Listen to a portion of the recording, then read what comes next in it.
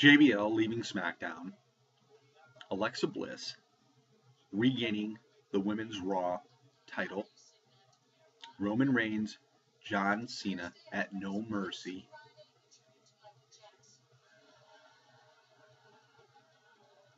All right, let's start off. JBL is going to be leaving SmackDown announce team. He's going to do some more charity work.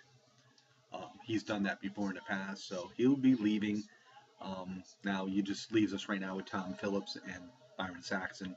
I'm sure they'll probably get somebody else. Could Jerry Lawler be coming back? We'll wait and see. One only knows. But WWE is really doing some really strange things. One thing I didn't mention in the opening is they announced there's a huge cage match on this coming Monday Night Raw. Really? Really? Braun Strowman and Big Show? Yeah. We've seen this so many times in the past where the Big Show is gone for a while and he comes back. He gets some sort of major push. I've been watching him since inception in WCW. Big Show, it's time to retire. It's time to go. You really don't add anything to the mix. And what you do, being who you are, and what little you do, you just take away airtime from somebody that's much more needed. So Big Show, nobody cares about that cage match. All that's going to do is make Braun Strowman look strong going into No Mercy when he faces Brock Lesnar. And that's another thing. No Mercy. Roman Reigns, John Cena. At No Mercy. Great segment on this past week's Monday Night Raw. Why are they doing it at No Mercy? Why can't they save this for a bigger pay-per-view? You know, you got the Survivor Series coming up, which isn't as big as it used to be. Then you got the Rumble. What is the WWE doing by having Strowman and Lesnar main event, No Mercy, and then you have John Cena and Roman Reigns. John Cena and Roman Reigns is the main event on any pay-per-view card, whether you like Cena, you like Reigns, or not. These two delivered the greatest segment I've seen in so many years between two guys on Monday Night Raw. You can hate John Cena, you can love John Cena, but John Cena cuts better promos now than he did in his younger days. Let's face it, it's a fact. Cena mentioned he hadn't main evented a Mania in 5 years. That's true. Cena's rarely main evented any pay-per-view.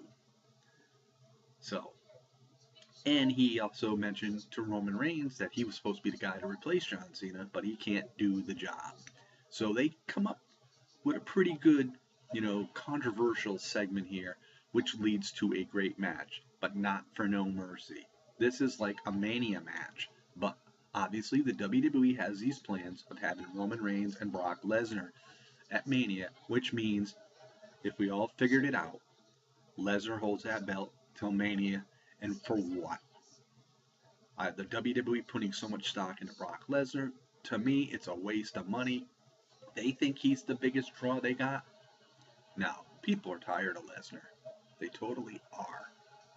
So anyway, Alexa Bliss gets the title back from Sasha Banks on Monday Night Raw, only for the fact that Bayley come back earlier than they really expected. Now, the plans were for Bayley to regain the title from Alexa and then feud with Sasha Banks. But Bayley getting hurt, they give it to Sasha. And then Alexa gets it back because Bayley's back, so now Alexa can lose it to Bayley. What sense does that make in the WWE's eyes? I don't know. It just doesn't make any sense. They should never have taken the belt off Alexa to begin with and just waited it out. But they wanted to create some buzz and some entertainment on Monday Night Raw and on the pay-per-view. Big deal. Alexa's been one of the better champions that the women's division's had in quite some time. We all really didn't.